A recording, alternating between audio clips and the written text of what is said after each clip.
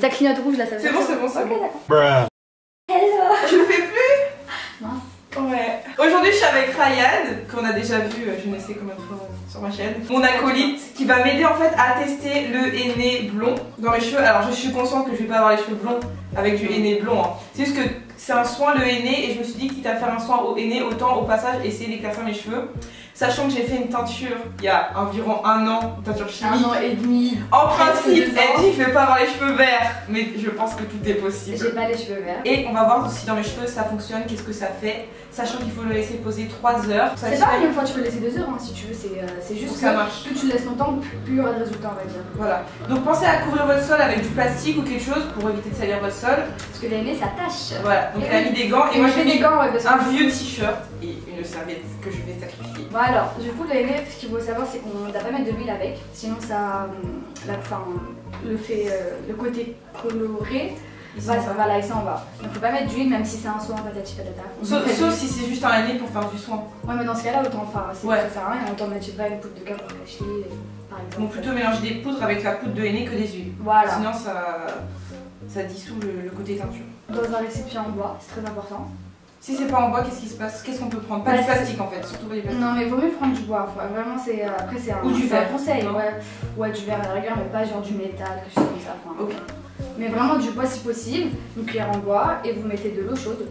Après c'est vous qui choisissez la texture mais vaut mieux que ça pâteux. Et si vous voulez vous pouvez ajouter genre un œuf. Le gingembre si vous voulez le mettre, c'est par exemple quand vous faites bouillir, enfin vous mettez de l'eau à chauffer, vous mettez du gingembre dedans et par exemple je sais pas des écorces de grenade parce que du coup ça colore un peu l'eau et du coup ça colorera un peu les nez, vous aurez des reflets un peu plus acajou par exemple. On a juste fait henné et eau. Voilà. Mais vous pouvez rajouter un œuf ou des épices. Voilà, c'est tout.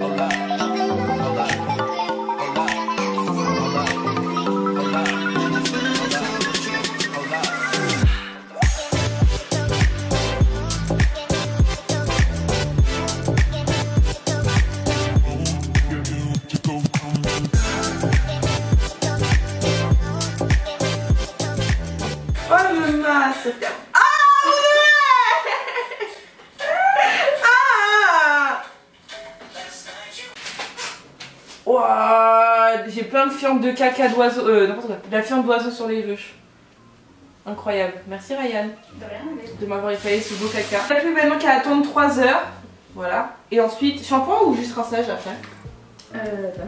Non, en fait, vaut mieux que tu rinces aujourd'hui et que tu attendes 48 heures avant de le laver. Mais du coup, ça va plus vite fait. Hein. Mais bon, faut ce qu'il faut. Hein. Parce qu'en fait, la couleur, elle met 48 heures à se poser. Ah oui, d'ailleurs, petit conseil. Attends, je vais remonter la caméra si tu veux. Attends que je me baisse. Petit conseil, quand vous faites le henné là, genre vous le lavez, enfin vous le rincez juste. Et après, vous attendez le lendemain ou le surlendemain pour faire un shampoing. Parce que la couleur, elle met du temps à s'imprégner, je sais pas comment dire. Ouais, à pénétrer. Voilà, enfin je sais pas, non, pour rester on va sur le cerveau. Du coup si vous lavez, les trucs vont partir. Ok, donc je rince. Allez, ça va tout dégorger là, c'est ça? Voilà, donc je rince et après, demain ou après-demain, shampoing. Voilà. Bon alors là concrètement ça ne se voit pas du tout. Je crois que je suis encore plus brune. Je crois que je suis encore plus brune que genre dans la vie. Donc le produit je l'ai laissé poser 3 heures dans mes cheveux. Vous pouvez le laisser poser beaucoup plus longtemps. C'est juste que moi j'avais pas le temps de le laisser poser plus de 3 heures. Je l'ai en fait, donc en fait mes cheveux une fois que le produit était appliqué, je les ai enroulés dans du cellophane pendant 3 heures, donc c'est ce que je disais. En fait je me suis dit j'avais envie de tester le soin au henné et je me suis dit quitte à faire un soin au henné autant le prendre blond pour essayer de voir si je peux pas avoir des reflets ou des mèches ou je sais pas trop quoi, enfin bref une couleur qui pouvait apparaître, ne serait-ce qu'un petit peu, ne serait-ce qu'en touche. Comme ça, c'est pas juste un soin et au passage ça me teinte les cheveux.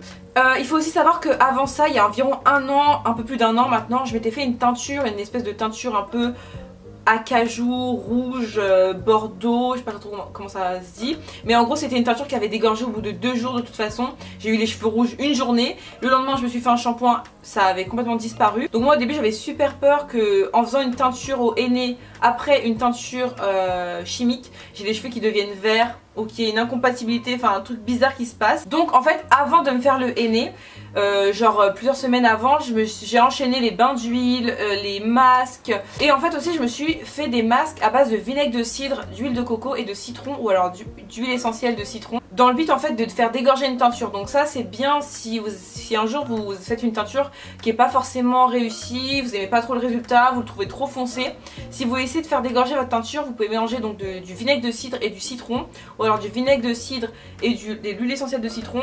Et moi j'ai rajouté de l'huile de coco en fait pour le côté soin, pour pas que ça assèche trop mes cheveux. C'est un soin que je conseille vraiment aux personnes qui ont les cheveux fins ou qui veulent ou aux gens en fait qui veulent du volume dans leurs cheveux, qui veulent avoir les cheveux plus épais, plus volumineux, parce que ça les soins à base de poudre comme la poudre de Kapoor Kashli ou le henné, il n'y a rien de mieux pour avoir du volume dans les cheveux, pour avoir les cheveux plus épais, etc.